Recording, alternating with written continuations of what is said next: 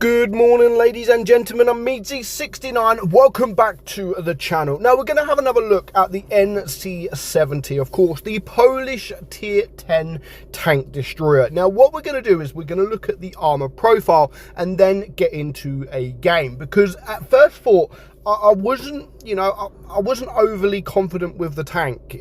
Playing it didn't feel great, in my opinion, because of the play style of the tank. Now, the armor profile when you're in game, you do get penetrated by quite a lot of tanks. And for me, that was,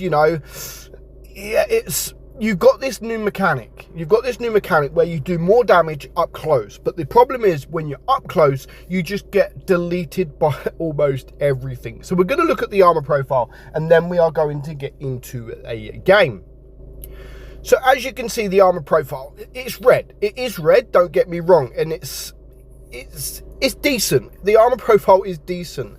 As soon as you start angling the tank, you can see here 249 mil on the side of the turret, of the hull, sorry, there. When you're looking directly at the tank, the front plate, you can see, is very, very strong. The lower plate is weak, however, but overall, the upper plate is very, very strong, over 300 millimeters. And of course, you start angling that even more, you do get a lot better. Now, the lower plate, standard looking directly at it, is about 193. But again, as soon as you start turning, you can see the sides there, 244 millimeters, and anyone's penning that, to be fair. Well, most heavies, a lot of tank destroyers will pen that.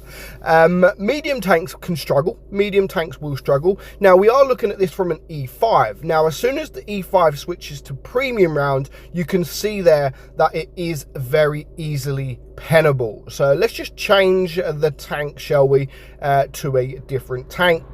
And let's go with say a T62A. So we're looking now at a medium tank facing up against the NC70, and you can see, even with 245 millimeters there, they're going to penetrate the lower plate, but they're not going to penetrate the upper plate. It's going to be very strong. So your play style changes. It all depends what you want to do. Now, we're looking at this from an IS7 point of view with premium rounds. Now, you can see there is still red. It is still red, but it's not the greatest when you start turning, as I've said. So there's definitely ways that you should play this tank, and for me, it's a hull down tank. So let's get into a game just to see how our armor works in the battle. As I've already said as well, I think the camouflage on this thing is amazing. Wargaming have actually done a really, really good job with the camo. I think it is really amazing camouflage, and I've said it before, we need more camouflages like this in the game. So let's get into a game. Now, again, for me, it is all about being in a hold down position. It's a hold down tank. You need to be in a hold down position. If you get into that hold down position, you can actually bounce quite a bit, because they can only see your upper plate and you're sort of on a ridge, and you can make that armor work. And that's what you need to do, because you don't want to be sat at the back of the map. I know it's basically like a Polish Object 268, a Chinese WZ113. It is very, very similar to those tanks, but of course you play it like those tanks at the back, then you're going to suffer because you don't have that penetration.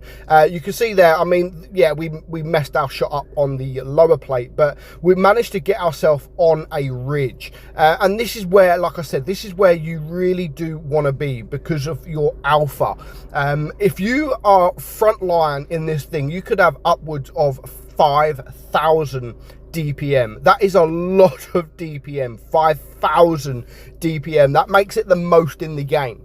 But standard, of course, it's not considered 5,000 DPM because the average damage that you are getting in this thing is probably not 5,000. But you play it front line, you survive a long time, you can get upwards of 5,000 DPM. So that just goes to show, like, you really do need to play this at the front. And I've said it before, there's maps, there's different kind of maps. Sometimes you're not able to play at the front because there's no point risking dying just for an extra little bit of damage, where you can sort of play a little bit further back, do more, less alpha, but you're surviving a lot longer. So in theory, you're actually getting more damage over time. Yes, you're getting less average damage per shot, but you're going to get more damage because you're going to survive longer. And of course, there are going to be situations where you can go at the front of the map. Right now is not one of those situations because I'm just getting ripped apart. However, we have managed to bounce 580 damage. And like I said, there's different maps. This map is actually a pretty good map in terms of being hold down, because there's a lot of ridges. There is a lot of ridges in this map. Always try and find a ridge. Just try and find a ridge as much as you can, because it will help and you will get bounces in this tank. So as you can see here, let's get the shot off on the Super Conqueror. Don't quite hit. And you can see our bars wasn't the 3 bars. It was 2 bars. So sometimes, even the 2 bars is still decent. So don't worry if you've got an orange sort of 2 bars, still don't be afraid to shoot, because you're still going to do a little bit of damage. I mean, 2 bars here. Can we get the shot off on the Super Conqueror? Not quite. So at this point, let's just go for someone else. And we do manage to get the 3 bars against this Rhinoceronte. But at the moment, it is a 5 versus 3. I do want to go for the T100 here, who is just about a 3 bar. And we do get a nice amount of damage done to him. So far, 2,600 damage.